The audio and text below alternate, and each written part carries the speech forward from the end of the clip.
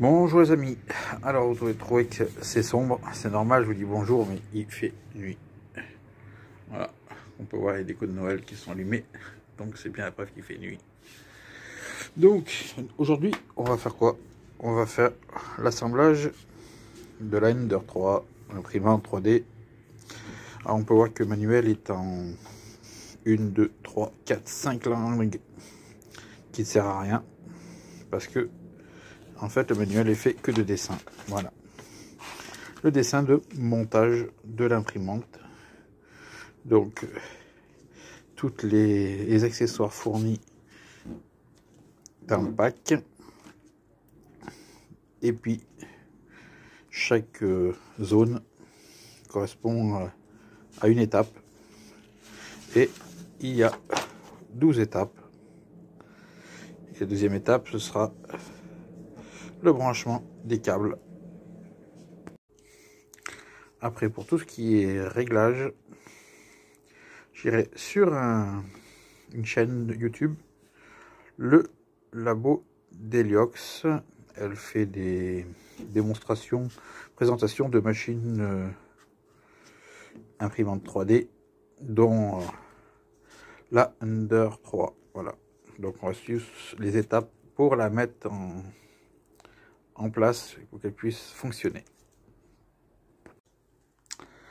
Alors nous voici arrivés, j'ai tout déballé. Donc un sac avec des riselants, la courroie pour l'entraînement du tout ça, des vis, les moteurs, l'extrudeur, donc la plateforme, là, la buse, hop, et là des molettes de réglage qui vont aller sous le plateau normalement, parce qu'il y en a déjà deux là, une là et une là. Alors je pense qu'elles devaient être en place, mais se sont cassées la figure, je pense lors du transport, sont juste dévissées. Donc un petit truc encore là, bon on verra ça de comment ça se passe. Encore un truc avec des galets, le transfo, l'écran avec la carte mère. Voilà. Alors j'ai vu entre autres une vidéo sur ça justement. Il existe un cache qui peut être fabriqué donc en PLA ou en ABS, en ce qu'on veut, pour justement pas avoir ça et cacher un peu le truc. Et pareil, un support qui va empêcher que le ventilateur se couvre de saleté. Il y a une sorte d'extracteur. Voilà. Mais ça, on verra après. Il faut déjà qu'elle soit montée. Allez, c'est parti. On a dit étape 1. Alors, ce qu'il y a, c'est qu'il faut arriver à savoir lequel c'est. Parce qu'il y a deux petits comme ça. Il y a deux grands comme ça. Et le truc, c'est qu'ils ne sont pas percés au même endroit. Là, il y a un trou là. Et là, il y a deux petits trous. Il faut encore savoir lequel va aller quel côté. Allez, on regarde ça. Alors, comme j'arrive pas à me repérer avec ce dessin là, je vais suivre les vidéos explicatives d'Heliox. Cette vérification, puisque la qualité d'impression dépend directement du réglage de votre le réglage. En dessous, vous pourrez repérer des écrans excentriques. Ça, je l'ai fait. Il suffira de tourner afin de rapprocher les roulements à billes du profilé aluminium. Ça, c'est fait. Vous devriez pouvoir bouger le plateau sans résistance sur son axe et voir la stabilité générale assez bonne. Si c'est le cas, vous pouvez remettre le plateau en aluminium avec les molettes ainsi que le bultac. Voilà. On va maintenant pouvoir attaquer le montage, comme indiqué sur l'étape 1 de la notice. Je vais commencer par fixer les profilés de chaque côté. Un trou. Faites juste bien attention à la position des trous et fixez-les avec les vis. Pendant que je fais ça, j'installe. Pour vous dire que la notice... Alors j'ai suivi l'étape, j'ai mis ce profilé qui a un trou là, un trou là, un trou bas et un trou plus haut par rapport à là. Et celui-là qui a juste deux trous ici. Et si on compare vraiment, oui, c'est bien ça. On a le trou qui est là en bas, le trou qui est là en dessus. Donc j'ai bien mis le bon profilé du bon côté. Et automatiquement, l'autre, il se retrouve là. Donc, ah, celui-là, je l'ai mis à l'envers. Ah, j'ai 2 trous là. Ils vont en bas. On redémonte. Alors, j'ai tourné. Cette fois, les 2 petits trous sont bien en bas et en haut. Il n'y a plus rien. On va passer à la suite du montage. Je reprends la vidéo. C'est l'écran de contrôle avec 2 vis, ainsi Donc, que le boîtier d'alimentation, en faisant bien attention que le curseur soit sur le bon voltage de votre pile, puis vous pourrez le fixer le boîtier de cette d'alimentation. Ok. Sur le côté gauche. Donc, je déballe ceci. J'ai besoin de cela et la visserie qui va avec. Donc, l'écran de contrôle est en place. Le boîtier d'alimentation est en place. Pour l'instant, il n'y a rien de branché en fil. Elle ne parle pas de brancher les fils. On verra ça à la fin. Et là, elle parle aussi de mettre le boîtier de fin de course. Alors, il faut voir à quoi ça ressemble, cette chose. Alors, je regarde ça et je vous montre ça une fois monté. Alors, elle fixe le capteur là. Et donc, je l'ai fixé là. Apparemment, on le règle plus tard. À l'arrière, on va pouvoir fixer le moteur de l'axe Z sur le profilé. Puis ensuite, il suffit de mettre la tige filetée sur le coupleur et de maintenir le tout en serrant les vis. Nous allons pouvoir assembler l'axe X, c'est celui qui gère le déplacement de la buse. Il vous faudra donc... Alors, la tige filetée est fixée sur le moteur et le moteur est fixé sur le renfort, comme ça a été dit dans la vidéo. Et maintenant, on va passer à la suite. Nous allons pouvoir assembler l'axe X, c'est celui qui gère le déplacement de la buse. Il vous faudra donc visser la partie où se trouve le moteur de l'extrudeur sur le profilé à l'aide de 2 vis. De l'autre côté du profilé, on peut y faire rouler l'ensemble de la tête d'impression. Faites juste bien attention de le mettre dans le bon sens. Et pour finir, on peut fixer la dernière partie de l'axe de cette manière. Alors, le moteur là est placé. Lui, avec la buse, il est placé. Et ça aussi. Prenez ensuite la courroie et faites passer l'un des 2 bouts en métal dans la petite encoche afin de maintenir l'extrémité et faites-lui faire tout le tour de l'axe exactement comme je le fais jusqu'à la seconde encoche.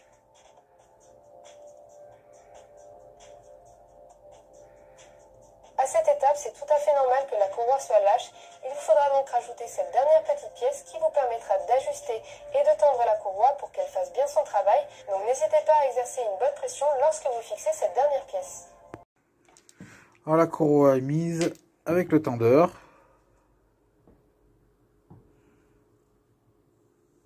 Il va falloir maintenant rassembler, je pense, tout ça sur le dessus. J'ai assez mal cadré pour cette étape, mais en fait il suffit simplement de faire passer tout l'ensemble de l'axe sur la structure en prenant évidemment soin de faire passer la tige filetée dans l'endroit prévu à cet effet. Vous pourrez ensuite faire tourner un petit peu le moteur afin d'abaisser un petit peu l'axe et permettre de terminer l'assemblage par le profilé en aluminium juste au-dessus de la structure. Et tout ça, rien de bien compliqué puisque comme vous pouvez le voir, nous avons des étiquettes sur chacun des câbles pour nous indiquer où les brancher et en plus, je vous ai fait un petit plan pour vous indiquer les lettres de chaque axe. Et enfin, pour finir, on insère le tube PTFE jusqu'en butée. Et s'il vous reste une bonne quantité de vis, c'est tout à fait normal, pas d'inquiétude. Bon les amis, donc j'ai monté le cadre, la super bobine comme elle a dit. Il reste à brancher les câblages. Bon, tout ça j'y ferai demain. Parce que là j'ai froid, je suis dehors, bien sûr, je vous rappelle, je suis toujours dehors avec mes glaçons. Et il est quand même 23h26. Donc on fera ça demain 2 jours. Alors vous avez demandé, mais pourquoi tu fais ça dehors? Pourquoi tu fais pas ça au chaud? Alors je me suis mis dehors, tout ça parce que là, dehors, j'avais cette grande planche qui m'a permis de pouvoir travailler sur une bonne surface. Mais c'est surtout qu'avec toutes ces petites vis, vous voyez, il en reste, elle le dit dans la vidéo, c'est normal qu'il en reste. Avec toutes ces petites vis, avec les chats, ça aurait été la misère. Donc j'allais m'exciter dessus. Donc je préfère être dehors au calme, même si je me les gèle un petit peu, pour pouvoir monter toutes ces petites vis Voilà, donc demain, je continue ça. Et puis, en l'instant, je vais faire un dodo. Bon, les amis, il fait frais. On est le matin. Il fait jour. Les glaçons, ils tournent toujours. Censé s'arrêter tout seul. C'est programmé, mais bon. Sur la garde même, 100 minuteur. Mais ça va pas l'air de marcher comme je veux. Donc, je sais pas comment ils calculent leur temps de ça démarre et ça s'arrête. Alors que tous les autres à côté, leur décor s'est déjà arrêté. Ainsi que mes autres décors se sont arrêtés avec ça là qui tourne. Bref, c'est pas pour ça, on en revient à nos moutons. Donc, ce que j'ai fait, j'ai branché tous les câblages. Donc, le câble qui va à la commande, le câble bien sûr secteur, et les petits câbles qui vont dans chaque moteur, les X, Y et Z. Voilà. Maintenant, on va faire comme elle a dit sur la vidéo, que moi j'ai vu, que vous avez peut-être pas vu. Si vous voulez voir, il faut aller sur son site, vous verrez. Je vais pas m'amuser à faire la vidéo sur ça, mais voilà, je vais mettre le point à 0, donc ça va descendre, le plateau va venir comme elle est là, à 0, on va descendre la buse jusqu'à peu près une hauteur par là, et après il faut aller sur un menu machin pour libérer les axes moteurs, pour pouvoir bouger le plateau à la main, et puis régler avec une feuille, mettre une feuille papier là, et régler en fait chaque hauteur coin de plateau, de façon que la buse racle sous le papier sans rester accroché. Voilà. Donc après, on va laisser l'impression, hein, ils vendent pas grand chose hein, comme fil, des fils blancs, mais vous voyez, il doit avoir, allez, on va dire 1 mètre de fil et encore, même pas, 50 cm peut-être, tout simplement. Je pense pas qu'on doit pouvoir faire grand chose avec, même peut-être même pas une figurine, il faudrait que ce soit un petit truc pas plus grand que ça. J'ai allé livrer avec un support SD, carte SD. La carte SD est fournie avec, hein, il y a les programmes dedans, les Bataclan. Et puis vous pouvez charger sur l'ordinateur. Ce que je vais faire moi, c'est que je vais garder ce qui est mémoire qui est là-dedans. Je vais m'acheter une autre carte SD que je vais me servir pour mettre mes propres programmes dessus. Mais pour l'instant, on va essayer un test avec la carte SD qui rentre ici. Voilà. Là, il y a une entrée, je sais pas encore ce que c'est. Ça doit être pour relier à l'ordinateur direct, j'en sais rien. Pas vous dire une connerie vraiment. Donc, je branche ça. Je mets en route, je refais mes réglages et on teste ça pour l'instant. Je la re-rentre au chaud. Bon, voilà, j'ai fait mes réglages avec les papiers. Voilà, je l'ai rééteint. Il faut l'allumer pour pouvoir accéder donc au mouvement du truc. Je vais mettre en place le filament et puis on teste. Allez, j'ai lancé un petit test. Voilà. Un test de truc qu'il y a sur la clé. Alors, par contre, je sais pas si je vais avoir assez de bobines parce que c'est livré. J'ai fait avec le morceau d'échantillon qui est livré avec. Bon, je pense pas, mais bon, on verra bien. Pour l'instant, ça. Voilà.